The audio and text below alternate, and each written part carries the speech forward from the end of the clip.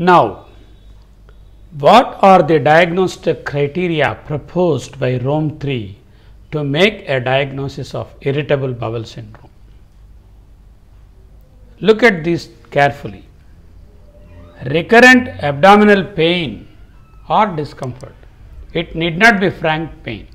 It could be even some vague discomfort, but it should be recurrent abdominal pain or discomfort lasting for at least 3 days per month in the past 3 months. It need not be on every day of the month. 3 days in a month in the past 3 months. That means roughly 9 days out of 90 days or 10% of the days the last 3 months. If the patient has got recurrent abdominal pain or discomfort, that is not alone sufficient. Associated with 2 or more of the following. 2 out of the following 3 should be present. These are: 1.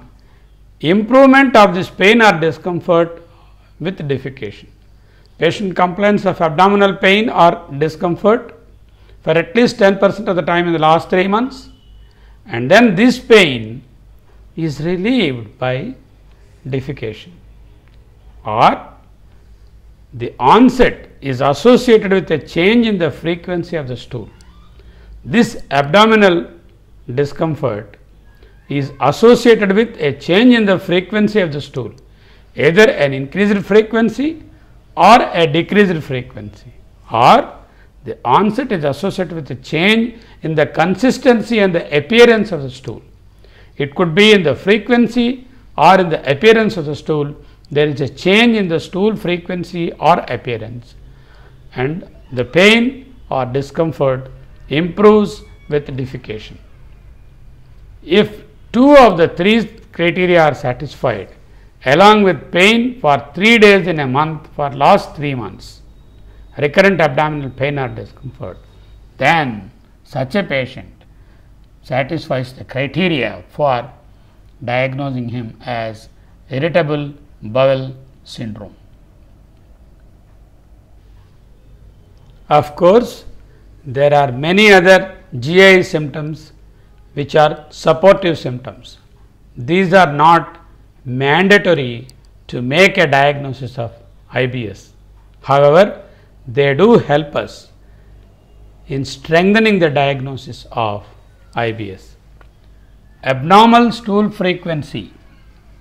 What is abnormal stool frequency? Less than 3 bowel movements per week, that is constipation, or more than 3 bowel movements per day, which is diarrhea. Abnormal stool form, lumpy hard stool, nut-like stool, or loose and watery stool. So, abnormal stool frequency, abnormal stool form. Defecation, straining or urgency.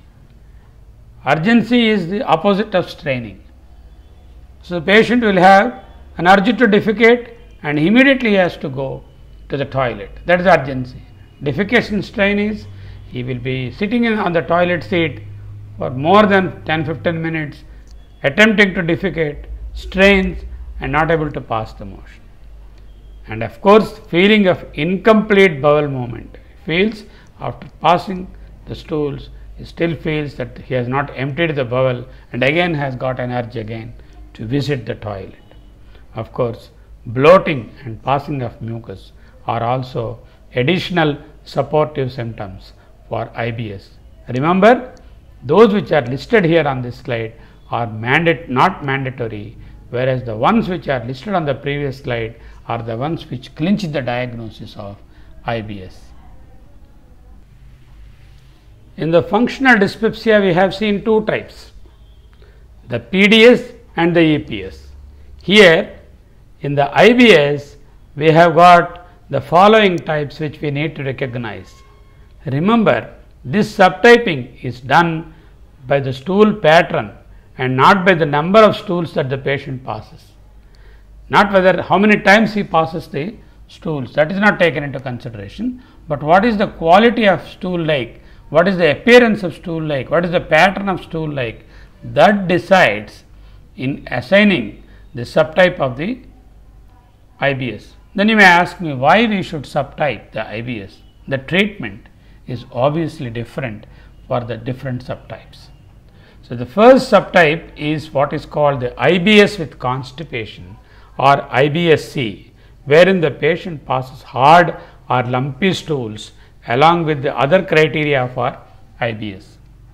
IBS with diarrhea is also called IBS-D, wherein he satisfies the criteria of IBS along with loose or watery stools. Mixed IBS, also called IBS-M, where hard and lumpy stools may be there, or he may have sometimes alternating with loose stools. The most common of the IBS types is IBS-M.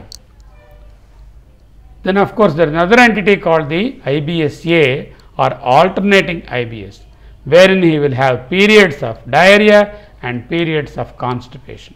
Whereas in mixed type, he will have there will be loose stool in the morning, in the afternoon a very hard stool, like that. Whereas in the IBS alternating, he will have periods of diarrhea and he will have some periods of constipation. Of course, there is another type called the IBS-U unsubtyped, which has got insufficient abnormality of the stool consistency to meet criteria for either IBS-C, D, M or A. Such a patient is grouped as IBS-U. So, remember the IBS-C, IBS-D, IBS-M, IBS-A and IBS-U. Of these, IBS-M is the most common. IBS-C is the one associated with constipation, D with diarrhea.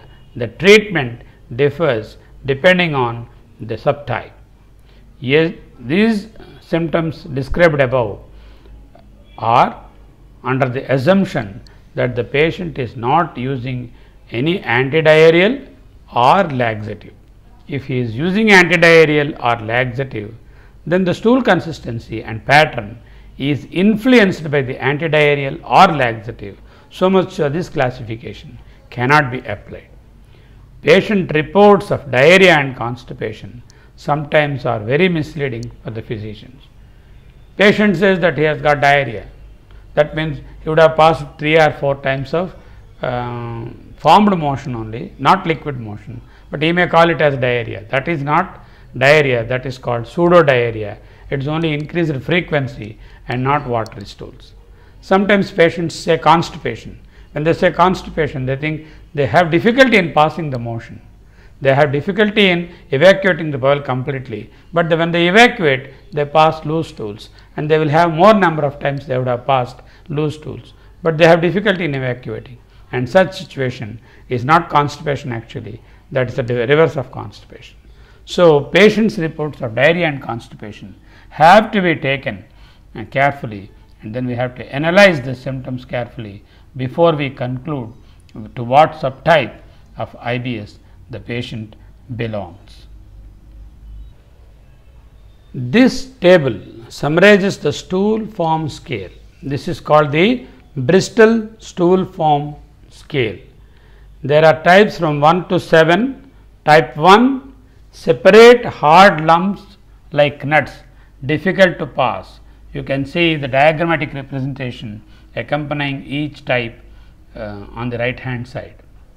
Then the sausage shaped but lumpy stools.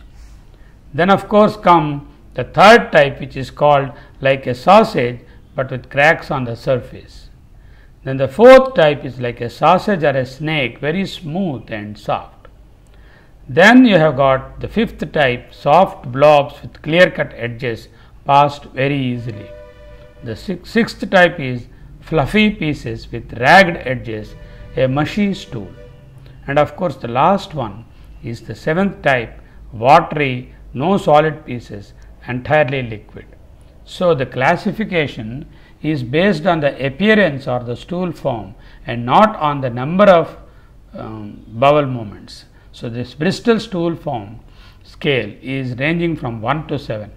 Usually, patients with IBS-C, that is the constipation type, they will have type 1, 2 or 3. Whereas patients with diarrhea type of IBS-D, they will have 5, 6 or 7 and sometimes 5. So, this is important for us to note the consistency or the appearance of the stool form based on which the scale is developed and based on which these patients are subtyped into IBS-C, D, mixed or A or U. This is a diagrammatic representation of the stool form based on the IBS subtypes. So, on the x axis we have percentage of loose or watery stools which come under subtype 6 or 7, whereas on the y axis we have hard or lumpy stools which are type 1 to 3. So, patients with IBS-D on most of the occasions, on more than 25% of the occasions, they have loose or watery stools, and only on less than 25% of the occasions they have hard stools. Whereas patients with IBS-C, more than 25% of the occasions, they have the type 1, 2 or 3 are lumpy hard stools, and only in less than 25% of the occasion they will have diarrhea like stools. Whereas IBS-M will have a combination of this as well as this, whereas IBS-U we cannot classify them into any one subtype. So, these are the different stool form classifications. Based on that, the IBS-C, D, M and U are made. Remember, it is the percentage of watery stools or percentage of hard lumpy stools or the types of stool forms that they pass will determine the type subtype of the IBS and not the number of stools.